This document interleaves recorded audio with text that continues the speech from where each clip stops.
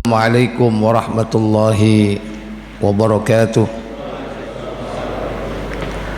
Innal hamdalillah nahmaduhu wa nasta'inuhu wa nastaghfiruh wa na'udzu billahi min sururi anfusina wa min sayyiati a'malina. Man yahdihillahu fala mudhillalah wa man yudlil fala hadiyalah. Wa asyhadu an la ilaha illallah wahdahu la syarika lah wa asyhadu anna Muhammadan abduhu wa rasuluh. Allahumma salli wa sallim wa barik ala Muhammadin sallallahu alaihi wa ala alihi wa ashabihi wa man tabi'ahum bi ihsanin ila yaumiddin. Amma ba'd. Puja dan puji syukur kita panjatkan keharibaan Allah Tabaraka wa Ta'ala yang telah melimpahkan nikmat kepada kita semua pada malam yang berbahagia ini, dipertemukan oleh Allah Jalla wa Ala di majelis ini dalam keadaan sehat walafiat. Semoga Allah Tabaraka wa Ta'ala memberikan kita kemudahan untuk memahami apa yang kita pelajari pada malam ini dan kemudahan untuk mengamalkannya dalam kehidupan kita. Semoga salawat dan salam terlimpah selalu kepada junjungan kita baginda Nabi Muhammad sallallahu alaihi wasallam.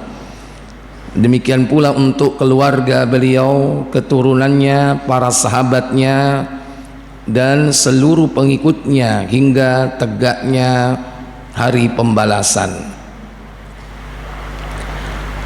Ikhwatal iman, a'azzani Allah wa iyyakum. Malam ini sesuai dengan permintaan membahas surat Yasin ayat 12. Tentu pembahasan ini tidak sekedar mengetahui arti, tapi juga bagaimana tafsir tentang ayat ini dan apa latar belakangnya. Ayat 12 dalam surah Yasin menjelaskan tentang bagaimana manusia kelak dibangkitkan oleh Allah sesudah kematiannya, dan Allah Tabaraka wa Ta'ala akan membalas apa-apa yang sudah dikerjakannya dalam kehidupan dunia. Bagaimana bisa tahu hal itu? Karena Allah Tabaraka wa Ta'ala mencatatnya. Seluruh aktivitas perbuatan manusia itu dicatat oleh Allah. Allah berfirman dalam surah Yasin ayat 12, ya, inna nahnu nuhyil mauta wa naktubu ma qaddamu wa atharahum wa kulla syai'in ahsaynahu fi imamin mubin. Apa kata Allah Jalla wa Ala? Sesungguhnya kami menghidupkan orang-orang mati dan kami menuliskan apa yang telah mereka kerjakan dan bekas-bekas yang mereka tinggalkan, dan segala sesuatu kami kumpulkan dalam kitab induk yang nyata, Lauh Mahfuz. Inna nahnu, sesungguhnya kami, nuhyil mauta, menghidupkan orang yang mati, wa naktubu, dan kami mencatat, ma qaddamu, yakni apa yang telah mereka kerjakan dalam kehidupan dunia ini, wa atharuhum, bukan hanya pekerjaannya tapi bekas-bekas pekerjaannya, bukan hanya aktivitas orangnya, karena aktivitas manusia ini ada dampak, ada peninggalan, ada napak, ada petilasan, kalau orang bilang peninggalan. Wa naktubu ma qaddamu wa atharahum, apa yang telah mereka kerjakan dan bekas-bekas apa yang telah mereka kerjakan itu. Wa kulla syai'in ahsaynahu fi imamin mubin, dan segala sesuatu semua itu dicatat di dalam kitab induk, kitab yang nyata yang bernama Lauhul Mahfud. Sebetulnya ayat ini berkaitan dengan ayat sebelumnya, itu pada ayat yang ke-11. Allah Jalla Jalaluhu berfirman, innama tunziru man ittaba'a dzikra wa khasyiyar rahman bil ghaib fabashshirhu bimaghfiratin wa ajrin karim. Apa kata Allah? Sesungguhnya kamu hanya memberi peringatan kepada orang-orang yang mau mengikuti peringatan dan yang takut kepada Tuhan yang Maha Pemurah, walaupun dia tidak melihatnya. Maka berilah mereka kabar gembira dengan ampunan dan pahala yang mulia. Innama tunziru manittaba'a dzikra, sesungguhnya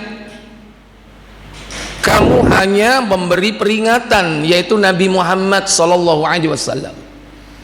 Beliau hanya bertugas menyampaikan sebagai basyiran wa nadhira, pembawa berita gembira dan memberi peringatan. Maka di sini disebutkan tentang salah satu di antara keduanya, yaitu memberikan peringatan. Innama tunziru, sesungguhnya engkau hanya memberi peringatan, man, yaitu orang-orang yang ittaba'a dzikra, yang mengikuti az-zikra, yaitu Al-Quran dan apa saja di antara risalah yang beliau bawa. Nah, di situ disebutkan orang yang mengikuti apa yang dibawa oleh Nabi itu adalah orang-orang wa khasyiyar rahman, orang-orang yang takut kepada Allah Jalla wa'ala. Kalau nggak takut kepada Allah, nggak akan mungkin dia melakukan perbuatan-perbuatan yang dipersiapkan untuk kehidupan akhirat. Kemudian fabashshirhu, kami memberikan kabar gembira kepadamu, bimaghfiratin, dengan ampunan, itu di akhirat, ampunan di akhirat, wa ajrin karim, dan pahala yang mulia. Ini hanya orang-orang yang takut kepada Allah yang Maha Pemurah, yang yakin kepada kehidupan akhirat. Maka nanti semua amal perbuatan yang dilakukan di dunia itu akan dibalas oleh Allah Jalla wa'ala dengan yang lebih baik dari apa yang dikerjakan di dunia ini. Karena di akhirat adanya cuma tiga, yaitu azab, kemudian ampunan, dan ridho. Kata Allah dalam surah Al-Hadid, surah 57 ayat 20, i'lamu annamal hayatad dunya la'ibu wa lahu wa zinatun wa tafakhurun bainakum wa takatsurun fil amwali wal aulad. Apa kata Allah Jalla wa'ala? Ayat berapa Ustaz? Ayat 20 surah Al-Hadid, surah 57. Ketahuilah bahwa sesungguhnya kehidupan dunia ini hanyalah permainan dan suatu yang melalaikan, perhiasan dan bermegah-megah antara kamu serta berbangga-banggaan tentang banyaknya harta dan anak, seperti hujan yang tanamannya mengagumkan para petani. Ghaizin a'jabal kuffara nabatuhu. Digambarkan kehidupan dunia ini seperti apa? Seperti petani yang menunggu air hujan yang turun untuk menyuburkan, menyirami tanaman-tanamannya yang tampak menyenangkan hati para petani. Tetapi setelah itu apa yang terjadi? Setelah itu yang terjadi, summa yahiju fatarahu musfarron. Apa katanya? Kemudian tanaman itu menjadi kering dan kamu lihat warnanya kuning, kemudian menjadi hancur. Fayakunu hutama. Setelah itu hancur, tidak berbekas sama sekali. Itulah kehidupan dunia. Kemudian Allah sebutkan, wa fil akhirati adabun syadid, adabun syadidun wa maghfiratun wa ridwan. Apa kata Allah? Dan di akhirat nanti ada azab yang keras dan ampunan dari Allah serta keridhoannya. Di situ disebutkan 3, bahwa ampunan itu nanti ketika kita berada di akhirat. Tapi ada 3 pilihannya, adabun syadidun wa maghfiratin minallah, yaitu ampunan dari Allah, wa ajrun wa ridwan, yang terakhir yaitu ridho. Kalau sudah dapat ridho, selesai, finish, karena Allah sudah tidak akan pernah marah setelah itu kepada seorang hamba. Wa mal hayatud dunya illa mata'ul ghurur. Apa kata Allah? Dan kehidupan dunia ini tidaklah hanyalah kesenangan yang menipu. Bapak Ibu, saudara-saudari sekalian yang dirahmati Allah, di dalam tafsir Ibnu Katsir diterangkan tentang sebab turunnya surah Yasin ayat 12 itu, berkaitan dengan beberapa sahabat yang rumahnya jauh dari masjid, sehingga mereka ingin dekat dengan masjid, bangun rumah dengan masjid. Kalau tidak salah mereka adalah dari Bani Salimah, dan mereka berharap supaya bisa sering datang ke masjid karena dekat rumahnya. Tapi Nabi menyuruh, tetaplah kau tinggal di sana. Kenapa? Walaupun kau jauh, jejak langkahmu itu dicatat oleh Allah Jalla wa'ala.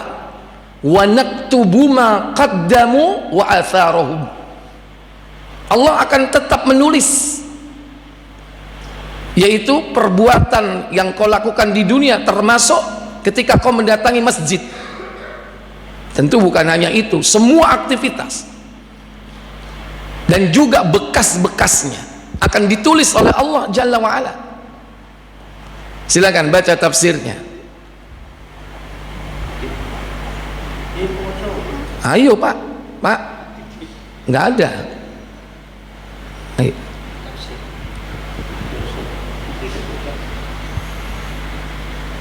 Yang pegang Quran, yang pegang tafsir, ya, yang pegang hadis. Silakan. Ayat 12, mulai ayat 12.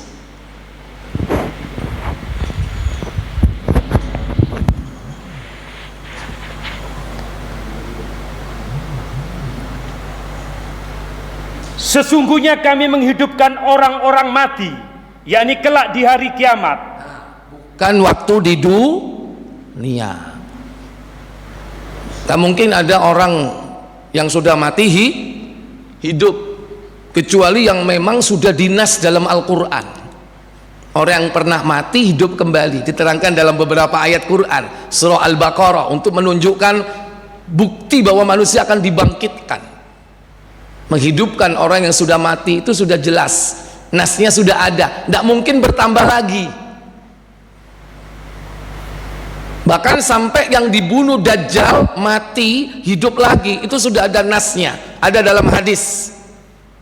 Maka tidak akan mungkin ada orang sekarang yang mati hidup lagi. Berarti waktu itu belum mati. Mungkin mati apa? Suri apa sisir? Mati suri. Karena yang dinas Quran hidup lagi setelah mati sudah ada, nggak akan bertambah lagi.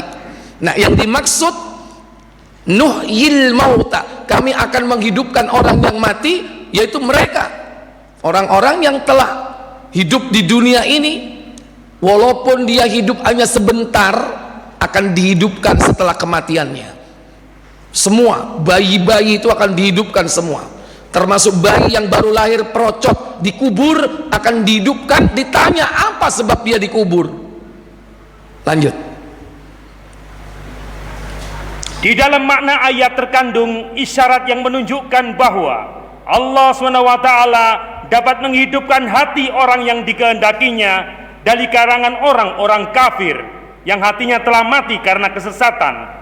Maka Allah memberinya petunjuk kepada jalan yang benar sesudah itu, sebagaimana yang disebutkan di dalam firman Allah sesudah menerangkan tentang orang-orang yang hatinya keras di dalam Quran surat Al-Hadid ayat 17, yang artinya, ketahuilah olehmu bahwa sesungguhnya Allah menghidupkan bumi sesudah matinya.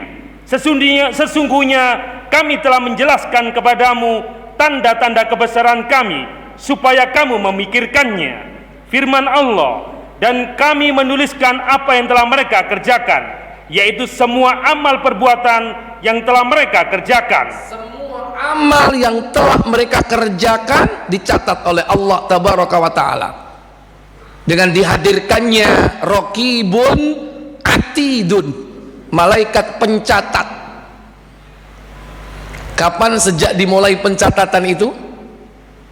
Kapan?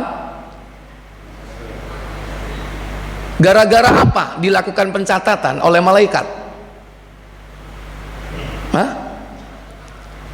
Nek moyangnya. Gara-gara Nabi Adam lupa kalau dia sudah memberi umurnya kepada cucunya. Siapa? Halo? Turun. Belum saya sampaikan di sini. Belum ya? Oh, buka Tirmizi 3000 berapa?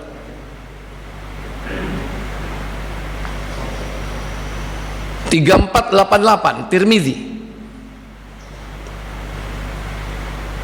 Bukan. Ketika Adam baru dicipta, kemudian ditiupkan ruh. Bukan 34. 34 itu apa namanya, si tentang ibadah. Iya. Hasan Al-Basri.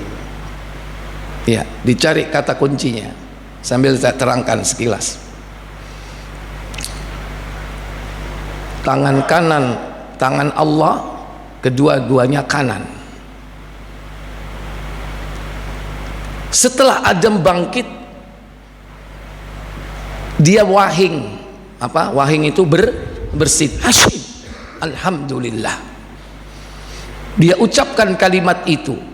Kemudian dijawab oleh Allah, yarhamukallah, maha suci, semoga Allah merahmatimu.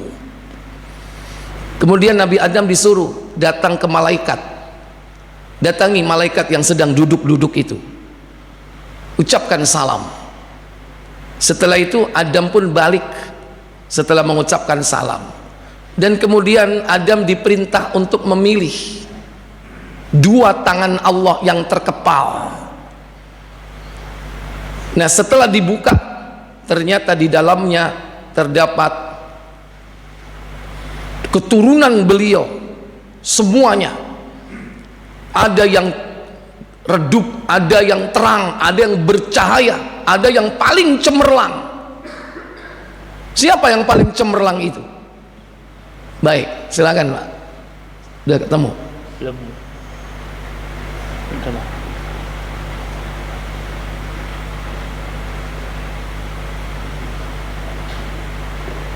Setelah itu baru kemudian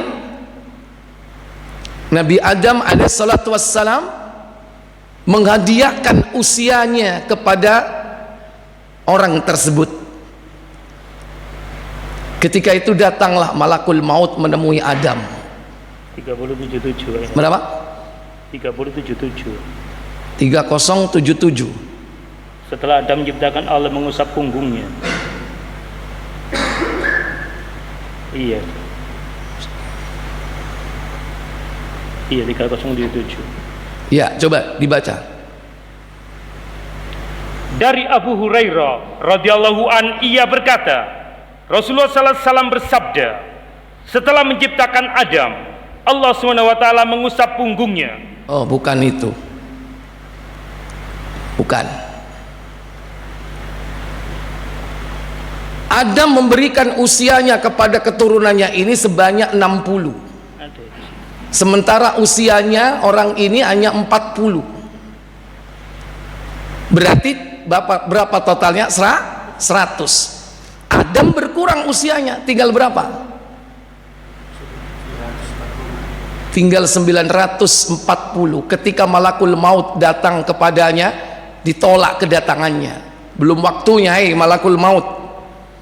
Tapi malaikat maut pun membantah, Adam, kau lupa ya bahwa kau sudah memberikan usiamu, yaitu kepada cucumu, yaitu sebanyak 60 tahun. Maka Adam lupa dan mengingkari apa yang sudah dilakukan itu. Nah, sejak saat itulah kemudian dicatat seluruh aktivitas hidup manusia. Gara-gara Adam apa? Ingkar kepada apa yang telah dikerjakannya itu. Maka dihadirkan malaikat yang mencatat. Berapa, Pak? 3368. Sudah ketemu? Silakan. Nah, siapa keturunan Adam ini kira-kira, Pak? Iya, 336. Halo. Siapa keturunan Adam ini? Yang bisa jawab dapat hadiah. Nabi Dawud alaihissalatu wassalam. Adik kasih, Pak. Mana? Hah? Apa ya? Di mobil. Seko pecel apa? Oh, buku. Pak, ditagih nanti ya bukunya. Ya, silakan baca. Dari Abu Hurairah radhiyallahu an, ia berkata, Rasulullah sallallahu alaihi wasallam bersabda, Apa sabda beliau? ketika Allah menciptakan Nabi Adam dan mengembuskan ruh kepadanya, Adam bersin kemudian mengucapkan, segala puji hanyalah milik Allah. Adam kemudian memuji Allah dengan izinnya. Rabb Adam kemudian berfirman kepadanya, semoga Allah merahmatimu wahai Adam. Pergilah menuju para malaikat, yaitu menuju sekelompok malaikat yang di antara mereka ada yang sedang duduk-duduk. Katakanlah olehmu, semoga keselamatan bagimu. Mereka kemudian menjawab, bagimu juga keselamatan dan rahmat Allah. Adam kemudian kembali kepada Rabb-Nya. Allah kemudian berfirman, sesungguhnya ini adalah ucapan penghormatanmu dan ucapan penghormatan di antara keturunanmu. Nabi Adam mengucapkan assalamu alaikum, dijawab oleh malaikat wa alaikumussalam wa rahmatullah. Setelah kembali Allah katakan, itulah ucapan salam dirimu dan salam anak keturunanmu. Kemudian Allah lalu berfirman kepada Adam, sementara kedua tangannya terkepal, pilihlah olehmu manakah di antara keduanya yang engkau kehendaki. Adam menjawab, aku memilih tangan kanan Robku. Ikhtartu al-yamin, aku memilih sebelah kanan katanya. Padahal apa kata Adam? Sedang kedua tangan Robku adalah tangan kanan yang diberkahi. Wa kilta yadahu yaminun mubarakun. Padahal kedua tangan Allah itu dua-duanya kanan dan penuh berkah. Ini akidah Ahlus Sunnah wal Jamaah, meyakini sifat Allah yadun, bahkan kedua tangan Allah itu mabsutotan, terbuka, tidak sebagaimana orang Yahudi dikatakan maghlula, tertutup. Tapi dalam kaitannya hadis ini, Adam diberi pilihan. Ternyata dari kedua tangan Allah itu terdapat siapa? Lanjut. Allah kemudian membuka tangan kanannya. Ternyata di sana tertulis nama Adam dan keturunannya. Seluruh keturunan Adam tertulis nama dan umurnya. Lanjut. Adam kemudian berkata, "Ya Allah, siapakah mereka?" Allah menjawab, "Mereka adalah keturunanmu." Ternyata semua manusia telah ditentukan usianya di hadapan Adam. Ternyata di antara mereka, yaitu keturunan Adam, ada seorang lelaki yang paling bersinar di antara mereka. Ternyata yang paling bercahaya, bersinar itu bukan Nabi Muhammad. Maka Adam bertanya, siapa itu? Adam bertanya, "Ya Allah, siapakah orang ini?" Allah menjawab, "Orang ini adalah putramu Daud." Putramu Daud alaihissalam. Ditanya, berapa usianya?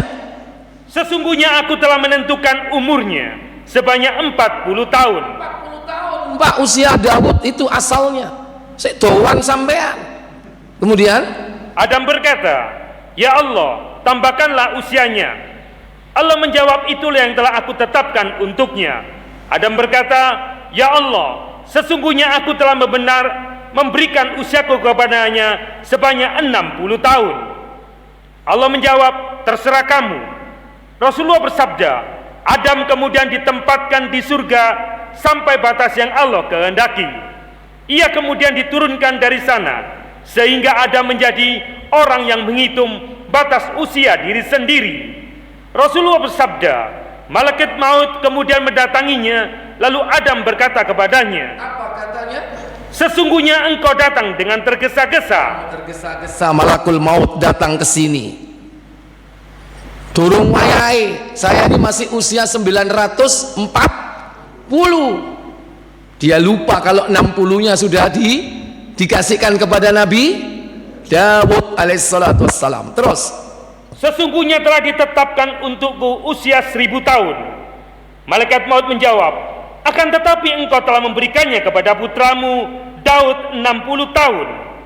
Adam pun kemudian mengingkari. wa Adama angkara, Adam pun mengingkari, maka Sehingga keturunannya pun mengingkari. wa angkara ibnatu, dan mengingkari pula yakni anak keturunannya. Dan juga Adam wa nasiya, Adam itu Dan bahkan lupa.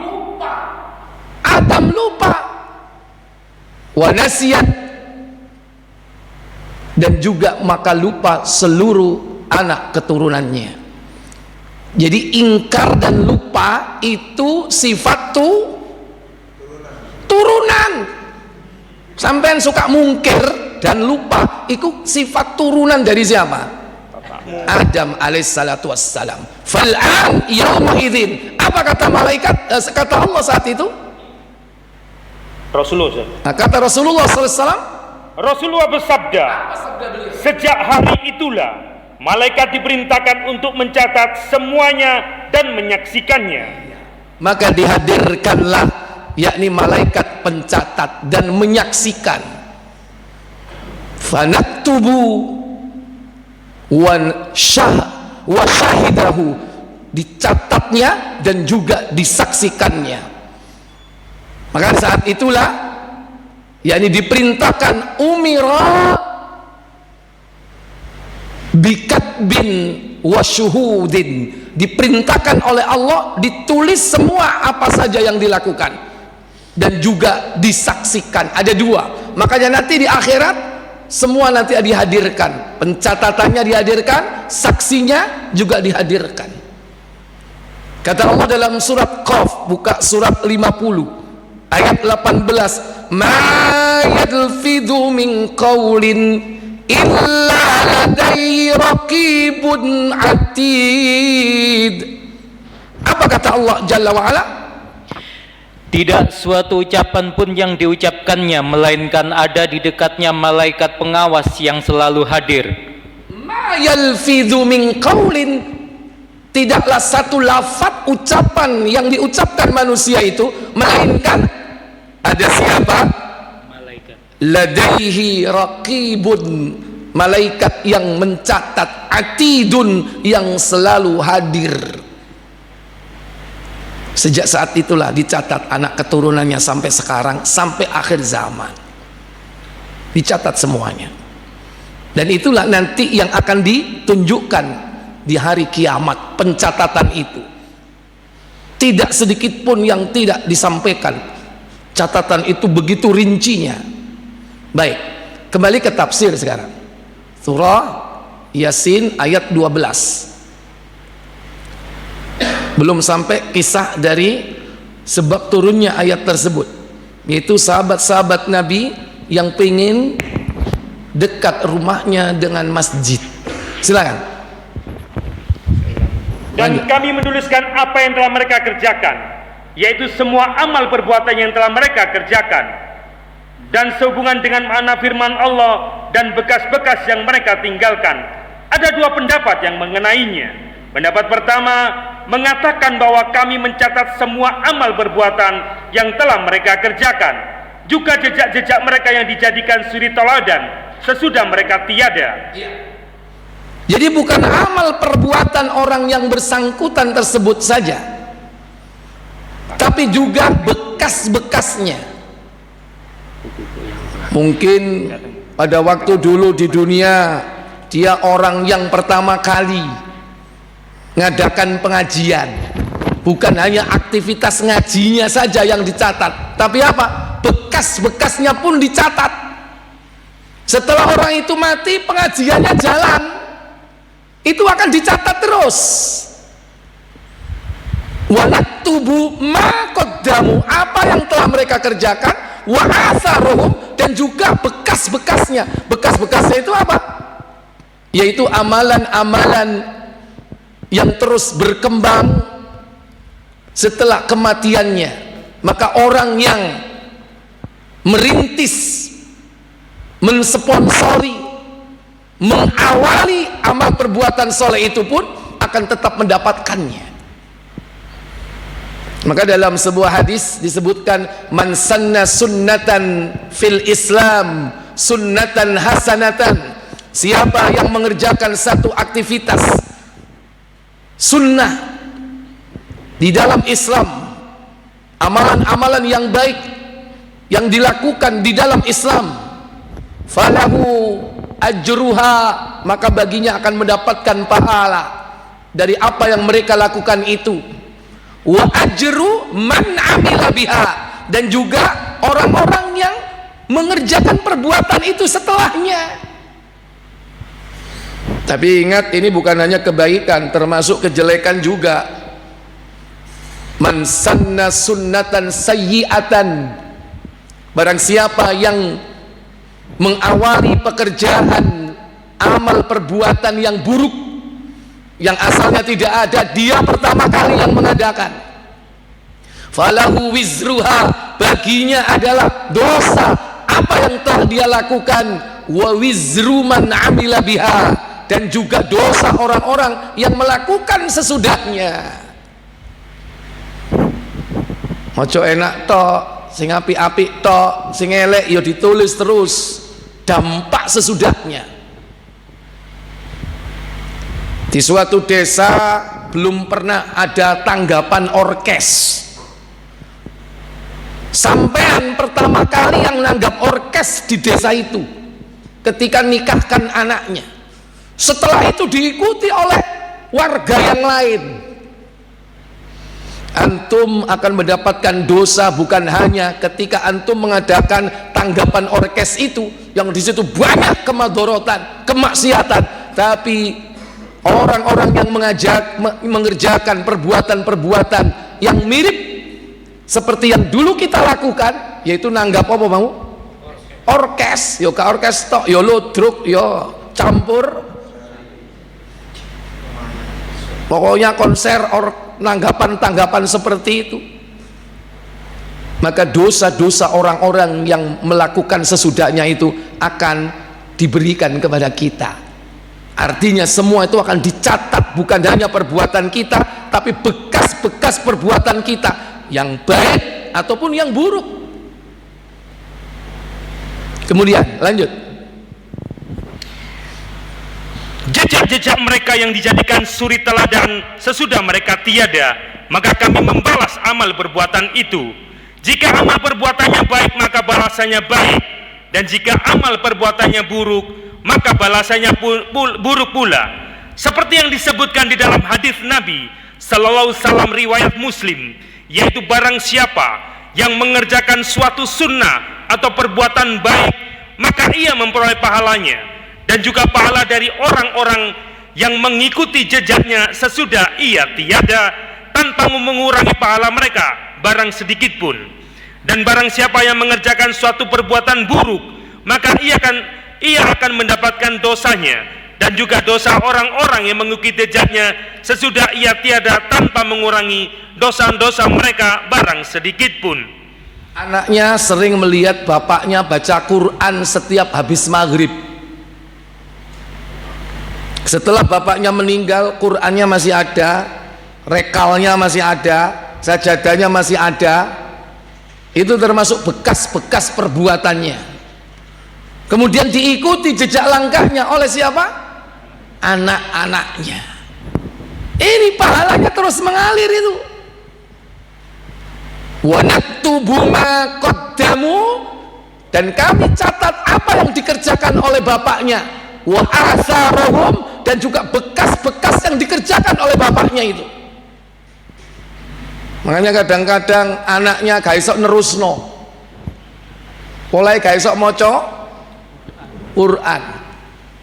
Kadang-kadang ada yang sampai wis timbangane awak dhewe, termasuk anak durhaka gak iso nerusno, wis Quran iki diadiano ae wong sing ahli Al-Quran. Itu minimal itu, Pak. Ya mestinya yang melanjutkan baca Quran siapa? Iya, dihadiahkan ke orang yang seneng baca Quran. Kira jaluk tulung ya, iki tinggalane bapakku ya, biasanya maca Quran, sampeyan ae sing maca terusno. Tapi Qur'ane wis lede. Kira-kira menerima enggak orangnya? Halo, enggak, sampean dhewe ae sing maca. Aku gak iso maca, Cak. Sampeyan ae sing maca, Cak. Pokoknya setiap maca sampeyan tak kei 1.000. Gelem enggak kira-kira?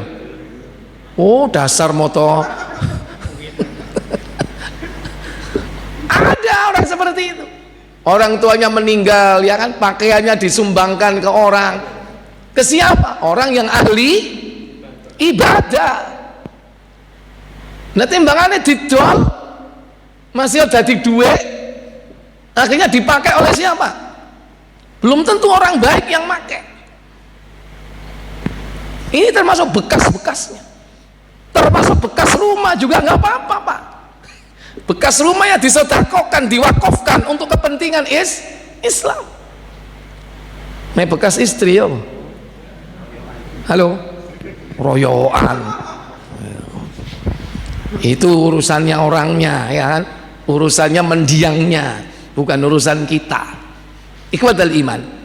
Dan bekas-bekas perjalanan hidup kita ini banyak. Makanya jangan memakai atau membuat bekas yang buruk, karena nanti dosa yang mengalir.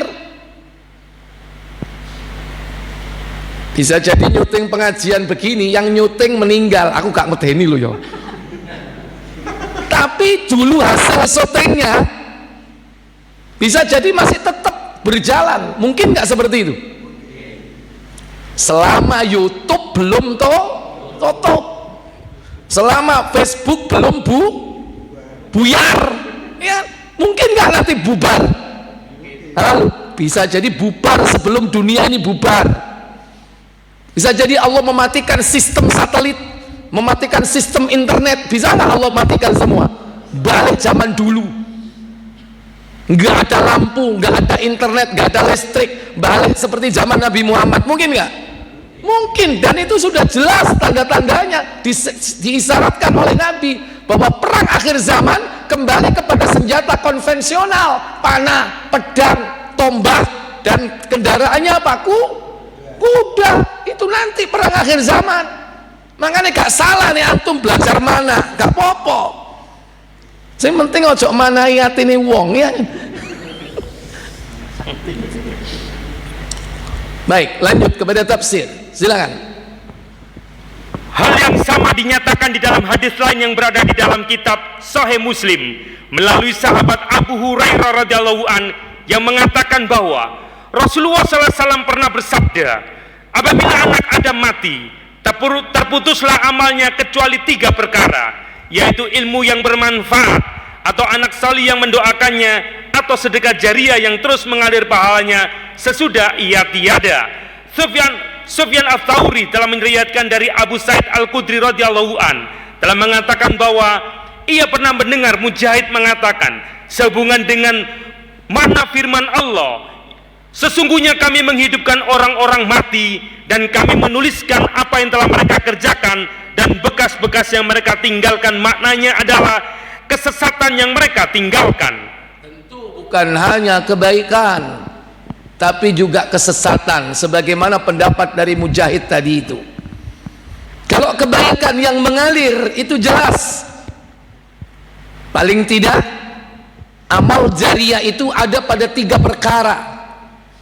Hadis riwayat Abu Hurairah tadi ya, idza mata banu adama in qata'a amaluhu illa min thalathati asya'in. Jika mati anak Adam, terputuslah amalnya kecuali 3 perkara.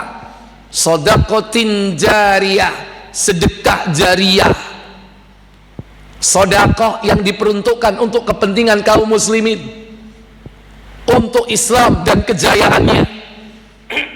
Contoh bangun masjid, bangun tempat pendidikan, pondok pesantren.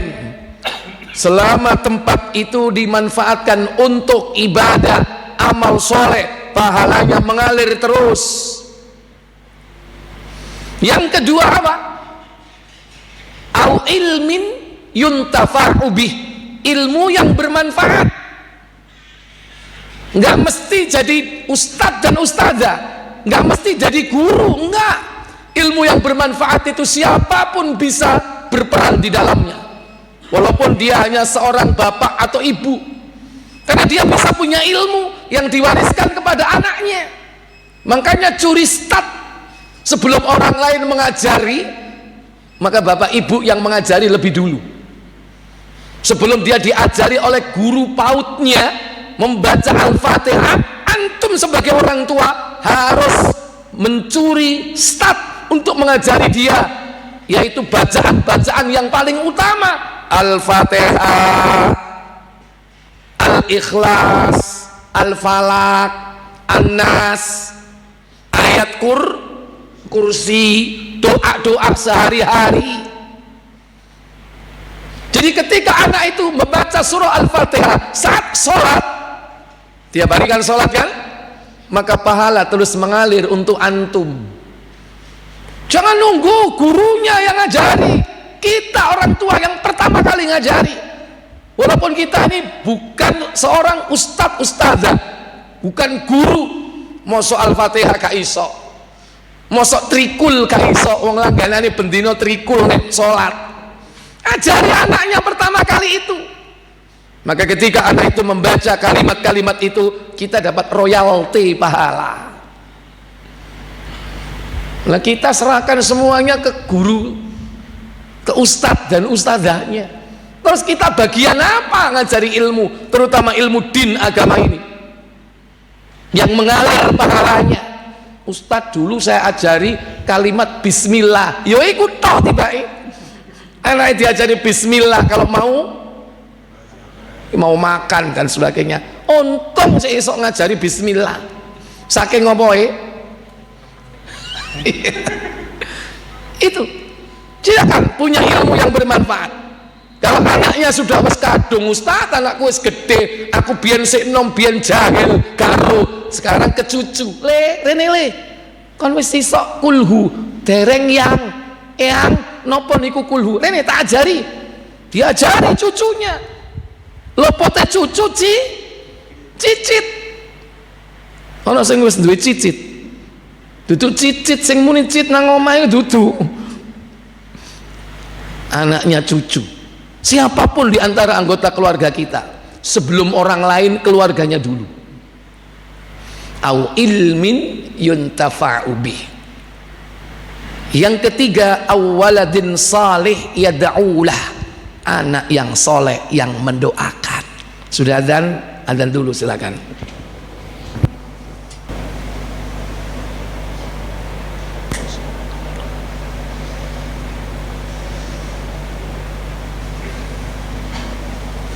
Baik Bapak Ibu saudara sekalian, wa naktubu ma qaddamu wa atharahum, dan kami menulis apa yang telah mereka kerjakan dan bekas-bekasnya. Apa yang dikerjakan saat waktu di dunia, jika itu merupakan amal jariah, dia akan mengalir pahalanya. Termasuk diantaranya yang akan mengalir pahalanya yaitu anak yang saleh yang selalu mendoakan. Lebih utama mana Pak? Anak yang mendoakan atau anak yang soleh? Atau anak yang soleh ataukah anak yang mendoakan? Lebih utama mana? Hah? Anak yang mendoakan atau anak yang soleh? Anak yang soleh. Kenapa? Karena anak yang soleh pasti mendoakan. Tapi kalau anak yang mendoakan belum tentu soleh. Bisa jadi kalau dia ingat saja dia mendoakan, atau merasa dia punya duit banyak, dia panggil orang ngebon untuk doain orang tuanya. Rek iki satu sewong tuaku rek, teko sak desa tak kei duit 1.000-an, mulai tak kei koro sampean sering teko ya. Belum tentu seandainya satu orang, satu desa, satu orang dikasih 1 juta karena saking kayanya, belum tentu doa mereka diterima oleh Allah Jalla wa'ala. Karena bisa jadi dia datang berdoa bukan karena Allah, tapi karena apa? Cukup punya anak satu saja yang soleh, itu bisa mengalahkan ribuan jutaan orang yang berdoa. Sementara apa? Perut-perut mereka belum tentu steril dari yang haram, padahal itu penghalang doa dikabulkan. Coba yang hadir itu belum tentu perutnya steril dari yang haram.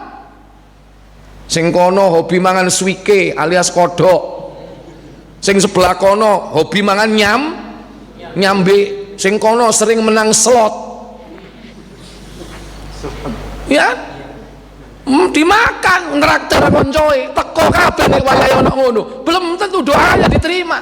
Cukup satu anak yang soleh saja, wah doanya tajam ke langit, karena pasti anak yang soleh mendoakan orang tuanya. Nah, bekas-bekas kebaikan kita itu ada pada anak kita, anak yang soleh. Tentu bisa jadi harapan kita adalah bahwa anak-anak kita itu lebih baik daripada kita, lebih baik dalam arti yang luas, lebih baik pemahaman agamanya, lebih baik hafalan Qur'annya, lebih baik amal ibadahnya, semua. Makanya selalu orang tua le kono jok niru ngono lah, bapakmu ki wong bodoh le, awakmu dadi wong sing alim, sing soleh, sing apik. Ya bahasa umum dadi wong sing apik. Tapi jangan kita ini kemudian menunjukkan aib-aib dosa masa lalu, nggak boleh. Le bapakmu iki le wis kadung bejat le, nggak boleh gitu. Bapakmu iki biyen ahli ngombe khomer, topi kenceng sampai topi miring, topi bengkok wis tak umbe kabeh. Nggak boleh kalau seperti itu ya. Cukup kita memotivasi agar anak itu lebih baik daripada kita. Jadi anak yang soleh itu lebih utama. Baik, kembali ke tafsir, lanjut. Pendapat yang kedua mengatakan bahwa makna yang dimaksud ialah langkah-langkah mereka menuju kepada amal ketaatan atau kemaksiatan. Al-aqdam apa? Langkah. Al-khutta, langkah kita ini ditulis oleh Allah Jalla wa'ala menuju ke tempat-tempat kebaikan, itu ditulis. Berapa langkah menuju ke tempat itu? Makanya yang ditulis itu Pak, lebih utama langkah kaki. Kalau ke masjid itu lebih utama kita datang dengan apa? Berjalan. Karena itu penghapus dosa. Sekalipun seluruh amal ibadah kita ditulis, kita yakin semua ditulis, sakbanmu gelending itu ditulis. Tapi yang menghapus dosa itu adalah langkah kaki yang menghapus dosa. Tapi kalau hanya sekedar ditulis, banmu muter itu ya ditulis semuanya. Tapi tentu kita tidak sekedar untuk ditulis, tapi penghapus dosa itu lebih utama. Maghfirah, ampunan, dan itu yang disebut kafarat. Baca Tirmidzi 3233. Malaikat-malaikat muqarrabun mereka bertengkar tentang masalah kafarat ini. Suatu hari Rasulullah bermimpi didatangi oleh Allah. Rasul melihat Allah dalam mimpinya dalam bentuk yang indah sekali. Nggak bisa dilihat langsung Pak dengan mata kepala. Kalau Rasul bermimpi melihat Allah, dan mimpi Rasul itu pasti benar. Dari Ibnu Abbas, silakan. Dari Ibnu Abbas radhiyallahu anhuma ia berkata, Rasulullah sallallahu alaihi wasallam bersabda, tadi malam Rabbku tabaraka wa taala menemuiku dalam bentuk yang paling bagus. Ibnu Abbas berkata, aku kira beliau mengatakan kejadian itu dalam mimpi. Lalu Allah SWT berfirman, hai Muhammad, Ya Muhammad, apakah kamu tahu tentang masalah apa para malaikat itu bertengkar? Beliau Malakul A'la, apa kau tahu tentang apa malaikat bertengkar? Apa jawab Nabi Muhammad? Beliau bersabda, aku tidak tahu. Ma'raftu, aku tidak tahu katanya. Kemudian lalu Allah SWT meletakkan tangannya di antara dua bahuku atau tengkukku, hingga aku dapat merasakan dinginnya di antara kedua dadaku. lagi-lagi sifat zat Allah, bahwa Allah punya tangan. Dalam mimpi itu Allah menyentuhkan tangannya ke antara dua pundak beliau, sehingga terasa dingin menembus dada beliau. Kemudian beliau pun bersabda, ketika itu aku dapat mengetahui apa yang ada di langit dan apa yang ada di bumi. ditanya yang kedua kalinya oleh Allah. Allah SWT berfirman lagi, wahai Muhammad, apakah kamu tahu tentang masalah apa para malaikat itu bertengkar? Setelah itu apa jawab beliau? Aku menjawab, iya. Tentang apa? Beliau bersabda tentang kafarat. Fil kafarat, tentang kafarat. Kafarat itu sama dengan kalau bahasa umum kita sekarang pemutihan, penghapusan dosa. Nek pemutihan saiki penghapusan apa? Wah, pajak kae. Ya, penghapusan denda, ya kan? Pajaknya dihapus enggak? Enggak. Penghapusan pajak cenai, dendoe sing dihapus. Ini kafarat, penghapusan dosa. Tentang kafarat inilah malaikat bertengkar. Apa saja penghapusan dosa atau kafarat itu? Kafarat adalah diam di masjid setelah melakukan sholat. Al-muqsu fil masajid ba'da sholawat, berdiam diri di masjid setelah sholat fardu. Duduk berdiam diri, zikir, mungkin baca Quran, mungkin dengarkan pengajian. Ojo lamcing, salam, duduk berzikir dulu. Syukur-syukur menunggu waktu sholat berikutnya. Bisa nggak kira-kira itu? Terutama sholat apa ke apa? Maghrib ke Isya. Ini penghapusan dosa. Subuh nang zuhur, iso nggak? Di sana ini juraganmu kan dipecat kan. Tapi kalau itu dilakukan di Masjidil Haram waktu umroh, bisa nggak subuh sampai zuhur? Kemeruh. Lu bukan kemeruh, sing pernah ya pasti pernah mengalami, dan itu gampang. Apalagi bulan Ramadan 10 hari terakhir iktikaf, kok gak mulai urusan mangan, terus gak usah dipikiri di Masjidil Haram, ya kan? Keluar hanya untuk buang apa? Buang hajat saja. Duduk di masjid setelah sholat, itu penghapusan dosa. 2, berjalan kaki menuju sholat berjamaah. ini dia. al-masyu alal aqdam, berjalan alal aqdam, dengan kaki, ilal jamaat, menuju ke sholat berjamaah. Tidak ada sholat berjamaah bagi laki-laki kecuali di mana? Masjid. Dan diusahakan berjalan alal aqdam, dengan kaki. Zaman Nabi sudah ada kendaraan nggak? Halo? Ada unta, kuda, keledai, sudah ada kendaraan, tapi nggak akan dihitung itu kaki kuda dan kaki untanya. Kenapa? Yang dihitung adalah kaki orang yang sholat. Kuda nggak sholat, unta nggak sholat, makanya nggak dihitung. Yang dihitung itu orang yang sholat. Makanya kalau dia datang naik kuda, kakinya bergerak atau tidak? Nggak bergerak, nongkrong di atas punggung kuda kok. Yang gerak kakinya kuda, sementara nggak dihitung. Makanya banmu itu gak kira dihitung. Banmu muter itu gak dihitung. Maksudnya dihitung apa? Tidak akan dapat menghapus dosa. Kalau sekedar dicatat kebaikan, ya. Tapi kalau penghapus dosa, enggak. Karena dalilnya apa? Alal aqdam, dengan kaki. Dan ini berangkat atau pulang? Ilal jamaah, menuju jamaah, berarti berangkat apa pulang? Berangkat. Makanya pulang nggak dihitung. Makanya nek mulai tumpah ono, nek budal tun, nek mobil sopo gelem nyurung. Ngongkon aku nyurung teko Surabaya ini. Ini penghapusan dosa. Dan yang ketiga apa itu? Dan menyempurnakan wudhu di waktu-waktu tidak disukai terkena air. Wa isbaghul wudhu fil makari, dan menyempurnakan wudhu di saat-saat yang dibenci. Tiga inilah penghapusan dosa. Maka jika ini bisa dilakukan, apa kata Nabi?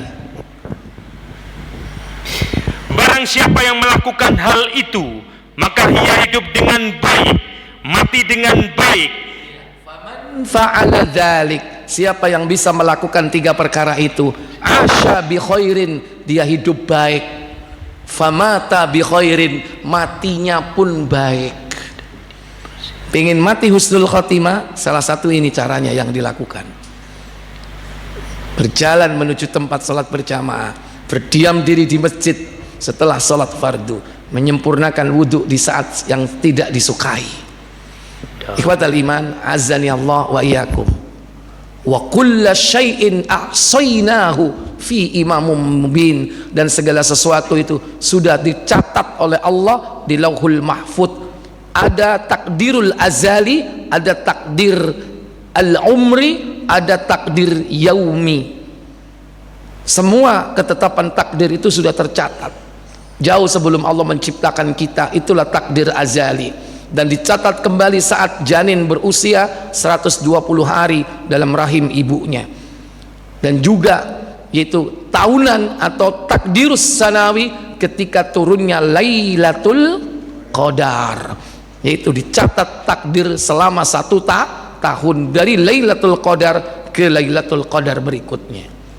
Wallahu a'lam. Baik para bapak saudara sekalian, mungkin ini pembahasan kita pada malam ini. Antum nanti baca sendiri lengkapnya di tafsir Ibnu Katsir, atau boleh tafsir yang lain yang direkom ya, yaitu tafsir Al-Qurtubi, juga tafsir At-Tabari atau tafsir As-Sa'di, silakan. Surah Yasin ayat 12. Bagaimana penjelasan tentang itu? Paling tidak apa yang saya sampaikan ini mewakili sebagian dari penjelasan mereka. Wallahu a'lam. Sebelum saya tutup dan kita sholat berjamaah, silakan kalau ada pertanyaan saya berikan waktu. Nggih, monggo.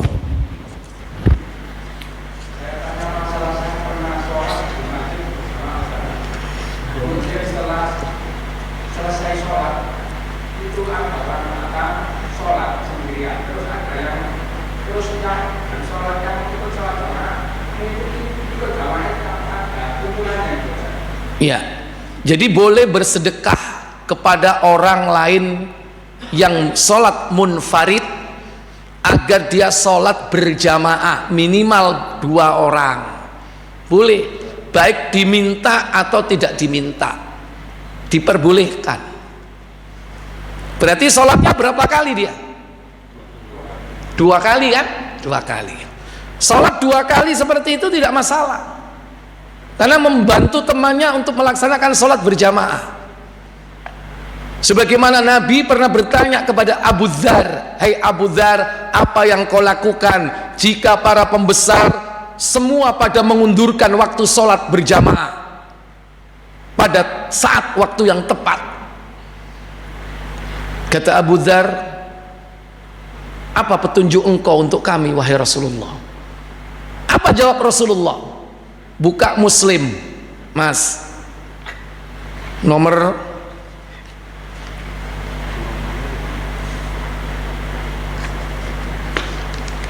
604.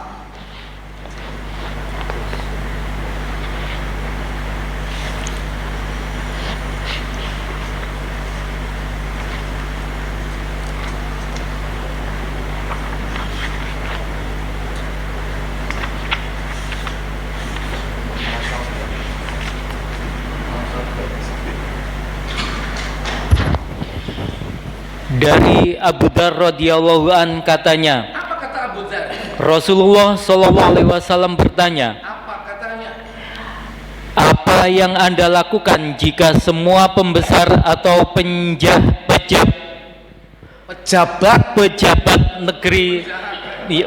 pejabat negeri telah sama-sama mengundurkan sholat? Terjadi atau tidak? Para pembesar, pejabat mengundurkan waktu sholat Dari waktunya. Jawabku, alasannya apa biasanya mengundur waktu sholat? Rapat, meeting, telekonferensi. Wis nanti aja kita jam 1, kita tuntaskan dulu rapatnya, begitu kan? Nah, terus apa kata Nabi? Jawabku, apa perintah Anda kepadaku? Jawab Rasulullah sallallahu alaihi wasallam, sholatlah kamu sendirian pada waktunya. Sendirian pada waktunya. Bos, izin bos, kemana? Ke belakang. Dipikir nang jeding, padahal tapi salah apa enggak? Ke belakang. Bocok enggak? Enggak, ke belakang memang dia pipis, habis itu wudhu, habis itu sholat sendiri awal waktu. Lihurmatil wakti, untuk apa? Menghormati waktu. Jangan suka menunda-nunda. Kemudian, jika kemudian engkau dapati pula berjamaah bersama-sama mereka, jika engkau mendapati mereka berjamaah walaupun waktunya sudah mundur, apa perintah Nabi? sholat pula lah, dan sholatmu itu adalah sunnah, keuntungan bagimu. Maka sholatlah bersama mereka. Yang satu dalam rangka fadilah waktu utama, yang satunya fadilah berjamaah. Maka salah satunya akan menjadi sunnah. Berarti berapa kali ini sholat? Boleh nggak? Boleh. Sampean nggih sedekah nggih saged zikir. Mas Pak, sampun buyar sholatnya. Wes, waduh rek. Itu contoh orang beriman. Aku tak rewangi ado-ado pelayon nang rene, tibake wis buyar gak oleh 17 aku. Ono enggak wong koyo ngono nangis mari ngono? Kalau dia nangis berarti betul-betul orang beriman. Sayang kalau pahala itu lewat, ya kan? Ya wis cak air ini. Ayo salat be aku. Sampeyan imam yo, ya wis tak komati. Maka salah satunya menjadi sunnah baginya. Nggak masalah, itu sodako itu. Antum juga begitu, pulang ke rumah, istri juga bisa sholat berjamaah sama kita. Makanya istri-istri yang pengen sholat berjamaah nunggu suaminya pulang dari masjid, asal dengan catatan pulangnya nggak waktu suruk. Mulainya suruk, ya buyar sholatnya, artinya sudah hilang waktunya. Begitu selesai sholat, zikir sebentar, pulang. Pak wis jamaah nang masjid, wis Pak aku kepingin oleh pahala 17. Terus jenengan jadi imam, ngimami kula. Ayo wis kene. Mari ngono aja lali yo sarapane yo. Silakan. Suaminya jadi imam, istrinya jadi makmum. Berjamaah. Berarti suaminya sholat berapa kali? Dua Kali. Dan itu pernah dilakukan oleh sahabat Nabi setelah mereka sholat di Masjid Nabawi, karena dia pemimpin suatu kaum, kepala suku. Itu sukunya menunggu datangnya dia dari Masjid Nabawi. Dia pulang segera, memacu kudanya sampai ke sukunya, dia mengimami sholat kaumnya. Seperti itu para sahabat dulu.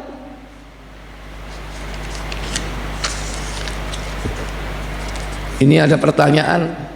Ya, wis disiapno pirang dino. Suami saya selalu WA-an sama perempuan. Iki curhat apa takok ini? Apakah itu dikatakan selingkuh? Kalau menurut kamus bahasa Indonesia, kata-kata selingkuh itu artinya adalah menyembunyikan sesuatu. Kalau WA-an seperti ini sembunyi apa terang-terangan? Tahu ya, ketoro ya. Sembunyi. Berarti kalau menurut definisi orang sirsiran, tahu sirsiran dari wong Jawa? Dari kata bahasa Arab sirrun artinya apa? Ngumpet. Apa? Rahasia-rahasiaan, sirsiran, ya, ngumpet-ngumpetan, ya. Itu termasuk selingkuh atau tidak? Kalau menurut definisi kamus bahasa Indonesia itu selingkuh. Tapi konotasi selingkuh itu kadang buruk, sudah dianggap melakukan zina. Tidak mesti selingkuh zina. Tapi zina pasti selingkuh. Tapi kalau selingkuh belum tentu zina. Singiten mangan siang ambek wong wedok, selingkuh atau tidak itu namanya? Kalau menurut kamu selingkuh. Lu aku lo gak apa-apa, aku mangan siang tok ambek koncoku, konco SMA wingi kepethuk nang Mana jauh suka reunian gitu. Gara-gara itu CLBK apa? Cinta lama belum kelar, ya kan? Itu contoh termasuk diantara jalan-jalan menuju kepada perbuatan keji atau zina. Isi WA-nya itu selalu menanyakan, "Dek, apa kamu sudah makan?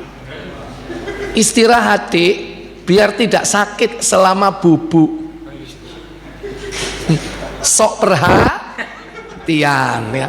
Hampir setiap hari pagi, siang, malam WA-an seperti itu. Kadang ada yang sok alim mengingatkan, "Dek, sudah tahajud." Kayak itu dek dewe apa? Dek dewe gurung karuan tahajud. Kadang-kadang sama, ada orang yang selalu ngingetin tahajud. Tiap jam 3 selalu, inilah saatnya tahajud, mari kita sholat tahajud. Dek dewe mari SMS tuh turu, ya kan? Ya, janganlah seperti itu.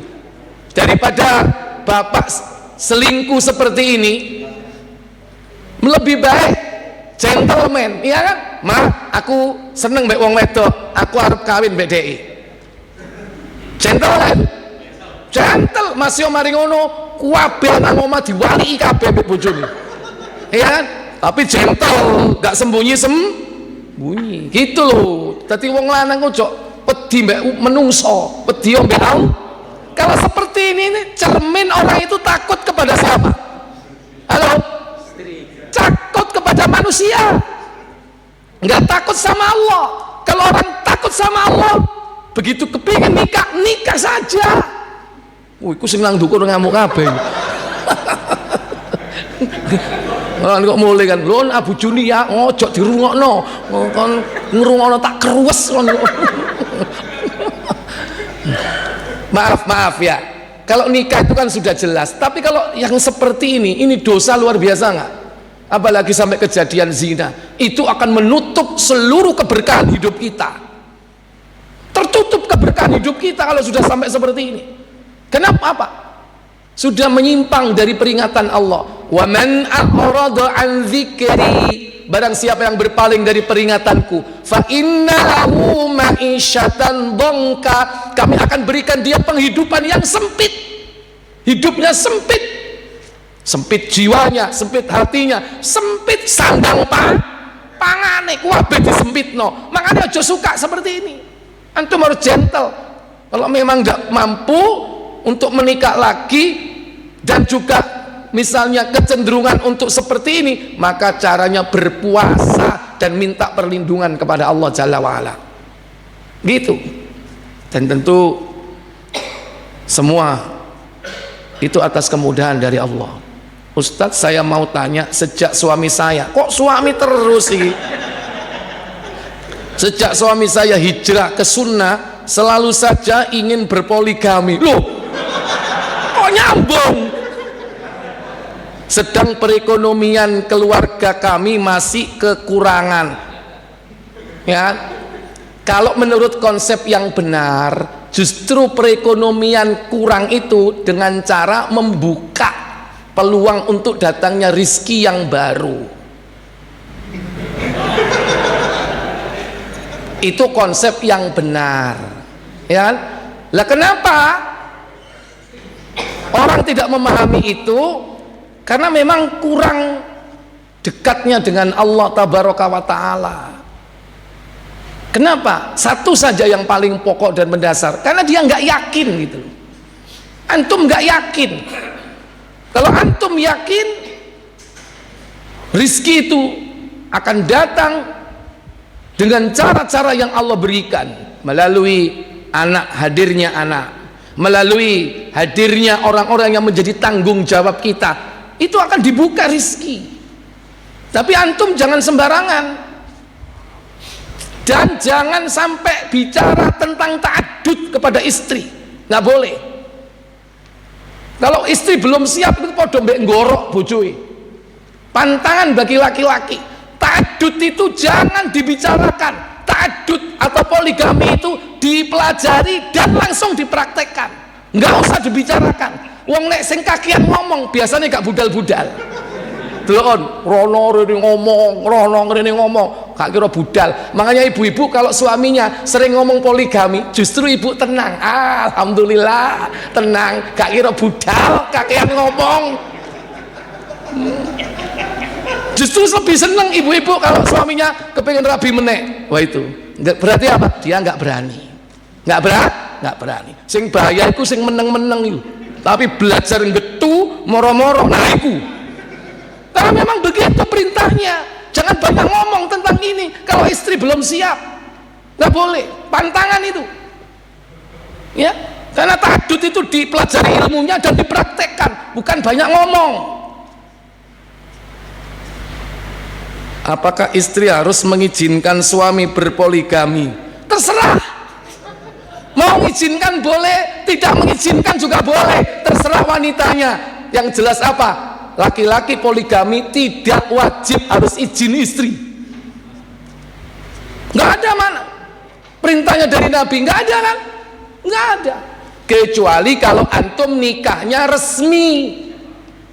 Nikahnya resmi ke penghulu baru ada surat izin. Surat izin itu resmi. Tapi kalau ta'addud sendiri nggak ada perintah secara syar'i harus dapat izin istri, enggak. Yang mestinya patut antum minta izin itu justru orang tua. Orang tua. Kenapa? Wong jihad aja harus izin siapa? Orang tua. Izin jihad itu harus izin orang tua. Makanya keliru itu. Keliru. Yang mana yang keliru? Yaitu pengadilan agama atau KUA keliru. Mestinya izin itu bukan dari istri. Izin itu dari siapa? Orang tua. Wong kita jihad aja harus izin orang tua kok. Apalagi ini harus sekedar nikah. Nah, kalau izin sama orang tua itu bisa dua caranya, sebelum atau sesudah. Nah, itu carane rek. Nah, antum harus pinter-pinter. Wis, gak usah diomong, no, awas ngomong poligami maneh. Ya kan?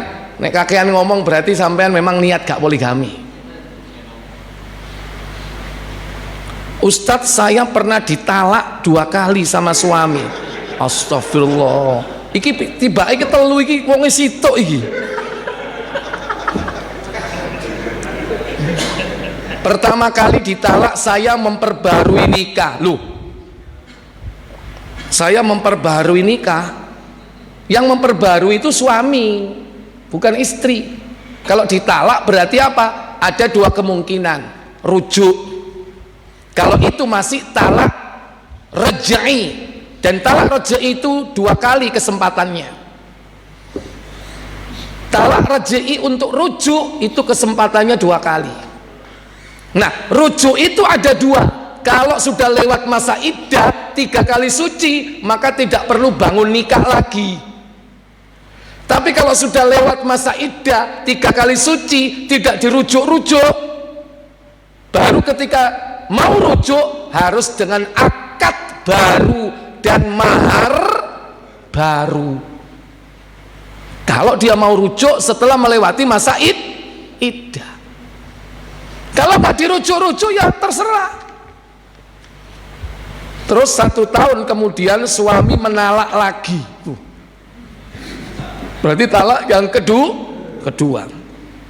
Terus terang, saya bukanlah wanita yang paham agama, bahkan jauh dari kata soliha. Mohon penjelasannya tentang talak kedua. Apa saya memperbarui nikah saya seperti yang dulu? Mohon penjelasan. Kalau itu ditalak berarti nunggu yang aktif itu suami, yaitu merujuk apa enggak. Kecuali yang gugat cerai, gugat talak itu istri, namanya khulu. Suami nggak bisa merujuk. Kalaupun rujuk itu ada aturan tersendiri, karena khulu itu biasanya mengembalikan maharnya. Kalau dia memang sudah benci dengan suaminya, dia pengen pisah, nah dia harus mengembalikan, yaitu seluruh maharnya dulu. Baru setelah itu terserah mau kembali atau tidak, tergantung si perempuan. Tiba aku khulu rek, getun aku rabi ambek wong lanang gak ono koyok bojoku biyen, makane wis pegatan ping 3 kepingin balik ambek bojoku sing biyen. Begitu arep balik bojone wis rabi, kira-kira tetap mau balik apa enggak? Ya terserah, itu pilihan hidupnya. Beda kalau yang nalak laki-laki, maka hak merujuk itu adalah hak laki sebagaimana hak mentalak. Makanya di sini para ibu saudari sekalian yang dirahmati Allah Jalla wa Ala, yang pertama, mintalah kepada Allah kebahagiaan. Karena kebahagiaan itu tidak bisa datang dari suami. Salah kalau ibu berharap kebahagiaan datang dari suami. Yang bisa memberikan kebahagiaan itu adalah Allah. Berdoa kepada Allah supaya diturunkan kebahagiaan. Apapun keadaan suami, yang penting istri tetap bahagia. Itu berat tapi memang. Senajan umpomo sing lanang bejat, bisa nggak seorang istri bisa masuk surga? Bisa. Yang penting syaratnya 4 ini. Idza sholatil mar'a khamsaha, jika salat 5 waktunya dijaga. Wa shamat syahraha, puasa Ramadannya dijaga. Wa hassanat farjaha, memelihara kemaluan atau kehormatannya. Wa ata'at ba'laha, taat kepada suaminya. Yang penting duwe bojo sebagai cantolan, sebagai sarana untuk taat. Kalau nggak punya suami, 4 ini kurang. Kalau nggak punya suami, sholat bisa, hubungannya dengan Allah. Puasa bisa, hubungannya dengan Allah. Memelihara kehormatan bisa, walaupun nggak punya suami. Tapi untuk syarat yang keempat, taat kepada suami, nek duwe bojo, syaratnya kurang. Jadikan suami itu sebagai sarana untuk taat, mendapatkan surga. Dan ini nggak bisa kecuali hanya perempuan dengan cara 4 ini.